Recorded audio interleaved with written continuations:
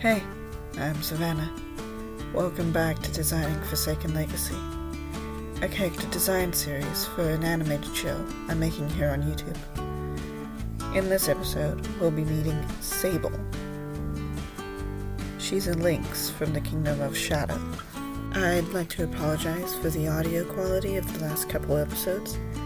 I have no idea what's wrong with my microphone, but I'm working on fixing it.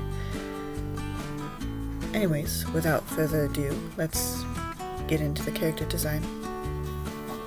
So, this is Sable. She is hot-tempered, pessimistic, and blunt. And despite knowing her story really well, for some reason I had issues actually writing it down. I did manage to get it completed though, so here's that. Sable was born in the Kingdom of Shadow, to a noble father and a fishing cat free-folk mother. Free-folk are cat species that belong to no kingdom, and are seen as not favored by the gods. Seeing as having children with free-folk is scandalous, her father quickly gave Sable to his lowest-standing brother, Spindle, to raise. Growing up, Sable was loved by both her uncle and her cousin Vea, and she spent her days learning her uncle's profession of hunting. During one of these lessons is where she caught sight of her first Forsaken. It was fast, seemingly teleporting around the forest they were in, with a constant tapping sound following it, like claws tapping on glass. Sable was sure that it would deceive her, but lucky for her, her uncle grabbed her and hid them behind some boulders until the Forsaken left. When she later told her cousin about this event, Vea became enamored by the idea of studying the Forsaken to understand how they work, and, therefore, potentially dissuade them from coming close to their home again. With this goal in mind, Vea traveled away to study under someone in the Kingdom of Wind, while Sable stayed with Spindle. Sable was content living with her uncle. Spindle, however, was angered because when he reported to his brother how close Sable had come to being found and killed by a Forsaken, her father didn't seem to care. Spindle, in his anger, threatened to go public with the truth of her origin, but in making that threat, he sealed his fate. Sable's father framed his brother for murder, and Spindle was banished to the frozen wastes, where the most abundant number of Forsaken live. Sable tried to protest that he did nothing, but was ignored, and she never saw her uncle again. Angered by this event, Sable quickly withdrew from society, taking up the quiet role of a hunter, with a reputation for being hot-headed, pessimistic, and blunt. One day, when returning from a hunt, she received orders from the royal family to go to the capital of Wit. A message had been sent from the gods, and an omen from the goddess of magic, Maurus, pointed to her as the one destined to be their representative. So, unable to refuse an order from the royal family, Sable headed off for the city of Alexandria. So, as you can see, I did end up deciding to go with the idea of doing baby pictures instead of backstory sheets. And I just really adore how this one came out. She looks so angry to be in that little dress. Admittedly, I haven't drawn babies as much as I should before doing something like this, but I think she came out as adorable anyway. If a little bit too mature in the face. I will work towards fixing that in the future.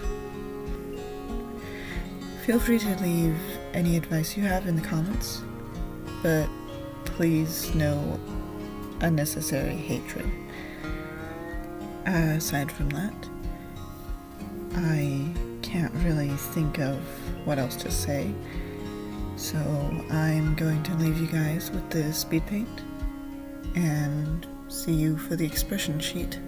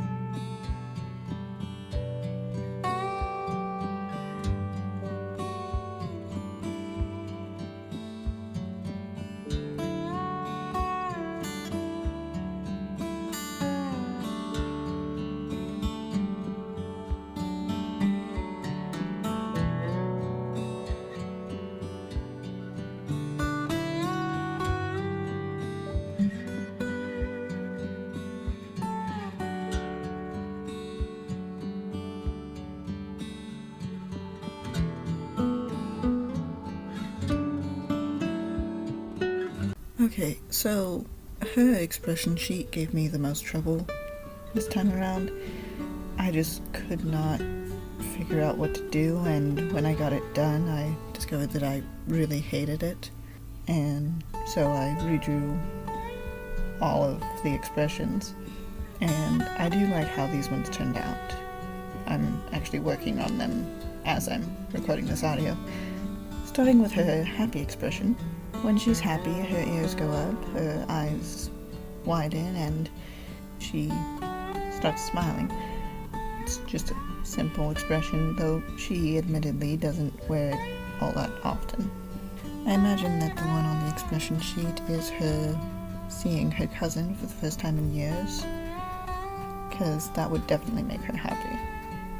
The next expression I did was sad. She likely gets that expression when thinking about her uncle. She doesn't like others seeing her sad, so she'll look away from whoever's nearby and frown, but she's not gonna openly sob or anything like that. While doing this one, I realized that I forgot her ear tufts, but those are easy enough to draw, so I just added them in. As you can probably see, I'm struggling with this nose for some reason.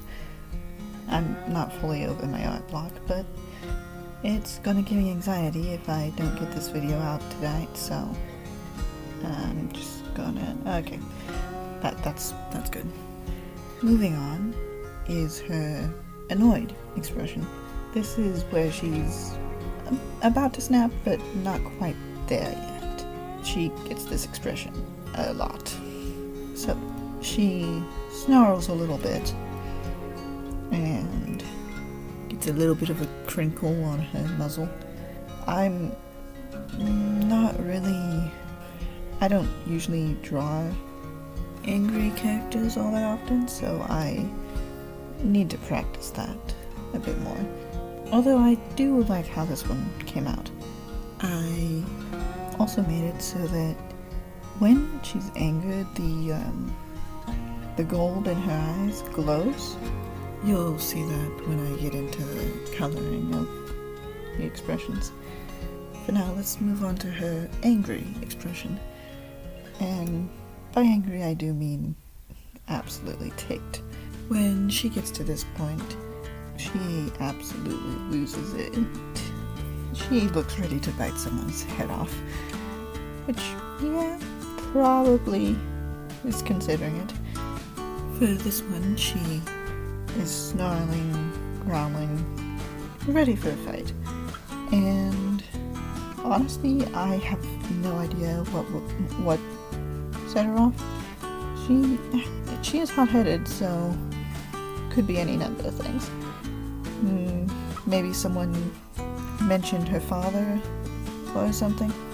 I think I made her eyes too small, but I'm trying to fix that now. Okay.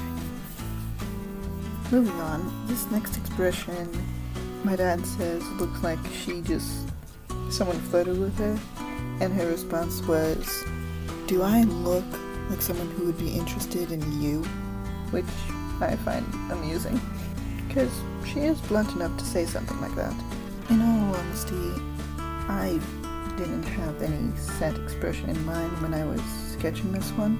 This is just how it came out, and it suits her. It's definitely an expression that she would make, so I guess I did a good job there. And finally, her scared expression.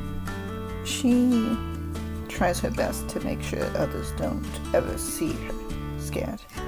So she keeps her ears up, sets her jaw, and tries her best to just act calm. But you can tell by the frown, her narrowed pupils, and, well, you can't see her shoulders, but her shoulders also tense when she's scared. And that's pretty much all.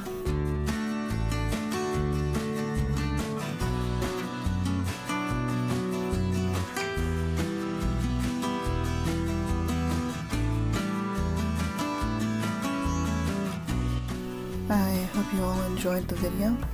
If you did, please feel free to like, comment, and subscribe.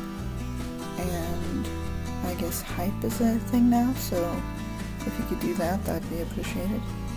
I hope you all have a wonderful week or so. I'll see you next time. Bye.